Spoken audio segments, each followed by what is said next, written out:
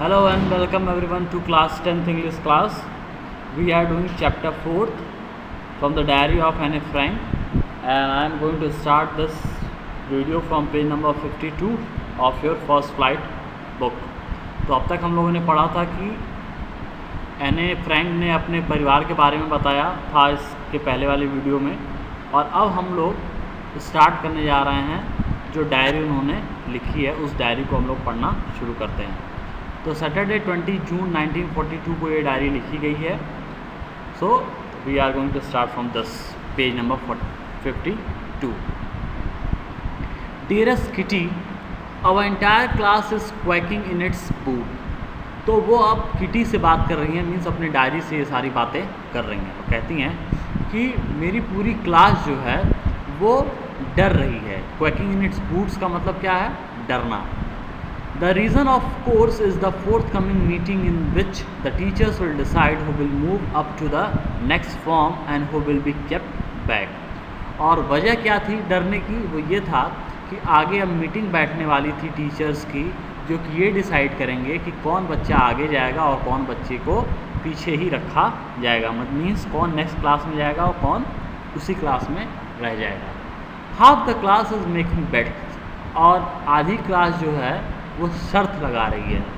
GN and I laughed ourselves silly at the two boys behind us. और Anne कहती हैं कि GN जो उनकी दोस्त का नाम है और आई मतलब एने फ्रैंक, ये दोनों लोग हंस रहे हैं एक वजह से। और वजह क्या है कि दो लड़के जो पीछे थे वही वजह थे उनके हंसी के। CN and Jack who have staked their entire holiday saving on their bet. और वजह क्या थी कि सीएन और जैक्स ये दो बच्चे हैं जिन्होंने अपने पूरे हॉलीडे को दांव पे लगा दिया था बेट लगाते लगाते। From morning to night it's you are going to pass, no I am not, yes you are, no I am not. और शर्त क्या लग रही थी? सुबह से शाम तक उन दोनों में बस यही बात हो रही थी कि तुम पास होने जा रहे हो, मैं पास होने नहीं जा रहा हूँ। वो कहता था नहीं तुम पास होने जा रहे हो, कहता था नहीं मैं पास नहीं होने जा रहा हूँ। ये बात उन दोनों के बीच में चलती थी। Even G's pleading glances and my angry outburst cannot calm them down. और उनकी इस बेट से इतने तंग आ चुके थे कि जीएन का वो आग्रह करने का तरीका और मेरा गुस्सा करने का तरीका भी उनको शांत नहीं कर पाया, उन दोनों को बेट लगाने से रोक नहीं पाया। If you ask me, there are so many dummies that about a quarter of the class should be kept back। एने कहती है अगर आप मुझसे पर्सनली पूछें तो मेरे क्लास में इतने ज़्यादा डमीज़ हैं, मतलब डमीज़ का मतलब यहाँ पे क्या है कि गधे बच्चे, कि क्वार्टर क्लास जो है उसको पीछे रखना चाहिए। But teachers are the most unpredictable creatures on earth. लेकिन कहती है लेकिन भगवान जाने कि जो टीचर्स होते हैं इनको प्रिडिक्ट नहीं किया जा सकता है, इनको समझा नहीं जा सकता है। और ये अर्थ के ऐसे क्रिएचर्स हैं जिनके बारे में कुछ अंदेशा नहीं लगाया जा सकता है कि ये क्या करेंगे क्या नहीं करेंगे। आई am not so worried about my girlfriends and my self. एने कहती हैं कि मैं अपने दोस्तों से के लिए और अपने लिए बहुत ज़्यादा चिंतित नहीं हूँ। वी विल मेक इट, कहते हैं क्योंकि हम लोग पास हो जाएंगे। The only subject I am not sure is about math. एक ही सब्जेक्ट जो थोड़ा सा मुझे शक है वो है मैथ, कि मैं मैथ में पास हो पाऊँगी या फिर नहीं हो पाऊँगी। Anyway all we can do is wait.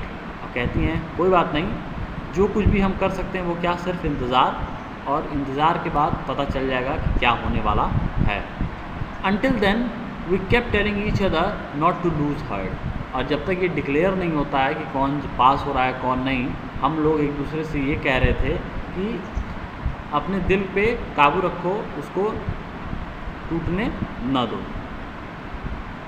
I get along pretty well with all my teachers. एने कहती हैं कि मेरा टीचरों के साथ एक मतलब टीचर्स मुझे अच्छा मानते थे और मेरा जो एक तरीके से क्रेडिट थी टीचरों की निगाह में वो काफ़ी अच्छी थी। There are 9 of them, 7 men and 2 women।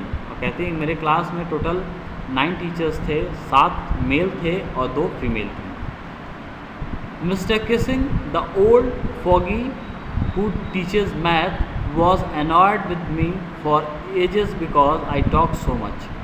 उनमें से एक टीचर के बारे में वो बताती हैं जिनका नाम था मिस्टर किसिंग। वो मैथ पढ़ाते थे और वो उनसे बहुत ज़्यादा परेशान रहते थे क्योंकि वो बहुत ज़्यादा बात करती थी। आफ्टर सेवरल वार्निंग्स ही असाइंड मी एक्स्ट्रा होमवर्क। और क्लास में वो बहुत ज़्यादा वार्निंग देने के बाद कि शांत रहो, मैं शांत नहीं हुई तो उन्होंने मुझे एक्स्ट्रा होमवर्क भी दे दिया। An essay on the subject a chatter box. और उन्होंने होमवर्क क्या दिया, उन्होंने एक ऐसे लिखने के लिए मुझे कहा और उस ऐसे का टॉपिक था अ चैटर बॉक्स। चैटर बॉक्स मतलब जो पक पक पक पक करने वाले बच्चे होते हैं, बहुत ज़्यादा टॉकटिव बच्चे होते हैं, उनको चैटर बॉक्स कहा जाता है। उस पर उनको ऐसे लिखने के लिए कहा। A chatterbox, what can you write about that. मैंने कहती हैं कि चैटर बॉक्स के बारे में कोई क्या लिख सकता है। I would have worry about that letter. I decided, I jotted down the title in my notebook, tugged it in my bag and tried to keep quiet. तो वो कहती हैं कि मैं इसके बारे में थोड़ा सा बाद में परेशान होना चाहती हूँ और उन्होंने उस टाइटल को अपनी नोटबुक में लिखा जो कि टीचर ने उनको दिया, उसको बैग में रखा और शांत रहने की कोशिश अब वो करने लगी। That evening after I had finished the rest of my homework, the note about the essay caught my I.